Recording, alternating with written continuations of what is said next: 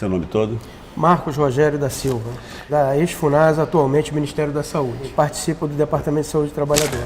A primeira pergunta, Marcos, é o seguinte. Eu estava conversando com o Hébio agora, existe a possibilidade de ampliar esse projeto e tal, e o projeto prevê a questão dos exames periódicos e tal. Minha pergunta é a seguinte, nessa discussão que vocês fazem junto ao SEST, com os outros dois sindicatos, vocês fazem alguma discussão que procure criar possibilidades para uma intervenção direta nos locais de trabalho, no sentido de reduzir ou mitigar os fatores de risco, ao invés de simplesmente discutir a questão do adicional de insalubridade e de periculosidade, entendeu? Diminuir os fatores de risco, pressionar, por exemplo, o Ministério da Saúde a não trabalhar mais com determinado inseticida, a reduzir os fatores de risco como ruído, melhorar as condições de trabalho. Existe uma proposta de intervenção neste sentido? Bom, atualmente aqui no projeto a gente discute essa possibilidade também, tá? E inclusive também denunciamos em seminários, né? Denunciamos em atos na porta do Ministério da Saúde, ali no NERJ, né? Isso. Como foi o caso no ano passado, que a gente fez denúncia relativo à morte, à contaminação, à ausência de EPI em muitos municípios. Então a gente tem feito cobranças, entendeu? Relativo à necessidade de proteger o trabalhador, André. Evitar, reduzir os fatores de risco. Isso, né? reduzir. Inclusive no ambiente do trabalho, né? Sim, inclusive no ambiente de trabalho. Nós bem sabemos que a situação dos trabalhadores do Ministério da Saúde que trabalham no combate a endemias é uma situação de grande risco. Haja vista o chamado PAs, onde os trabalhadores ficam, né? Porque são locais que a gente não tem uma instalação adequada, muitas vezes em escola, muitas vezes próximo a banheiro, muitas vezes próximo a refeitório, o que possibilita até a contaminação de alimento nessas escolas, muitas vezes em igrejas, muitas vezes nos fundos de uma borracharia. Então é nesses locais que a gente trabalha. Insalubres, né, locais insalubres, muitas vezes até de difícil acesso para quem vai fazer supervisão. Agora entrou no gancho da próxima pergunta. Você estava comentando há pouco que a legislação brasileira hoje impede que o trabalhador, mesmo se ele trabalhar em condições insalubres e perigosas ao mesmo tempo, ele receba os dois adicionais, né? Nós sabemos que o adicional vem quando você, na verdade, não consegue eliminar totalmente os fatores de risco, né? Então vai receber o adicional como uma espécie de compensação pecuniária, o que não justifica o descaso com a saúde do trabalhador.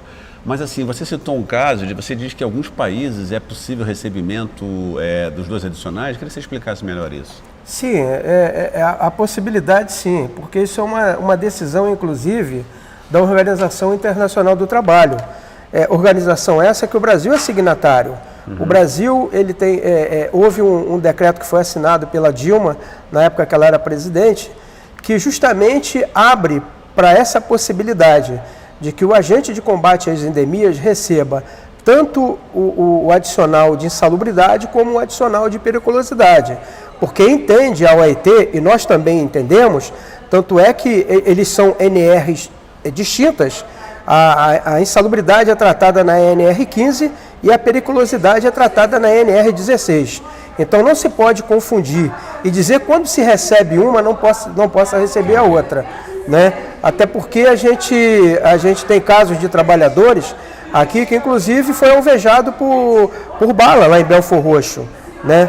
Então a gente entende que tem que se receber os dois. Eu dei até como exemplo a você, André, na nossa conversa anterior, de um servidor que ele sobe numa caixa d'água, numa laje, para fazer o tratamento de uma caixa d'água.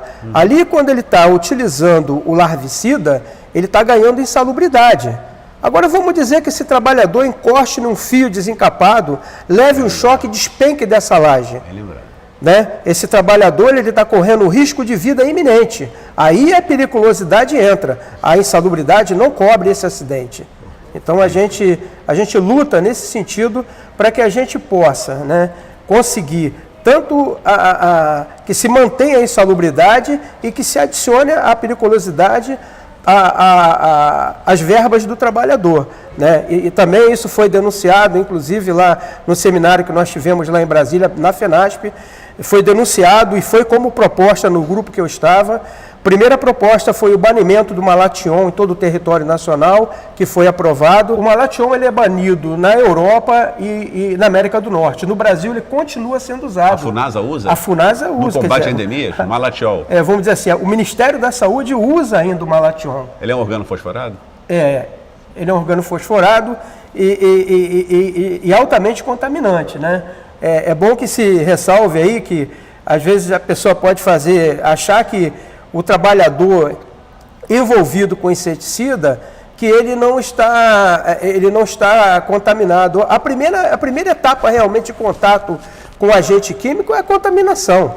Entendi. Agora, a outra coisa, por isso da importância do projeto, que são exames de alta complexidade, que vai detectar as lesões que provocaram no organismo do trabalhador. A colinesterase também é um exemplo? Isso, a colinesterase é um exame que não se faz mais, que é um exame que deveria estar sendo feito a cada 2 meses. Há quanto tempo que não se faz colinesterase nos trabalhadores da FUNASA? Vocês têm noção? Há mais de 5 anos. Não é feito? Há mais de 5 anos não é feito. Isso foi assunto, André, que inclusive já foi tratado em mesa de negociação, em mesa setorial. Nós cobramos tanto o banimento do Malathion, bem como os exames, né? Os exames que deveriam estar ocorrendo, né?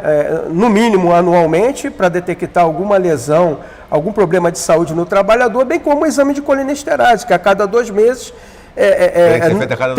teria que estar sendo feito. 2 meses. O tecnicamente certo seria a cada 2 meses o monitoramento? Seria no mínimo a cada 2 meses. Nós, inclusive, enviamos ofício para o Ministério do Planejamento, Orçamento e Gestão, para o Ministério da Saúde e para a FUNASA, né, cobrando uma estatística de mortes e de trabalhadores afastados.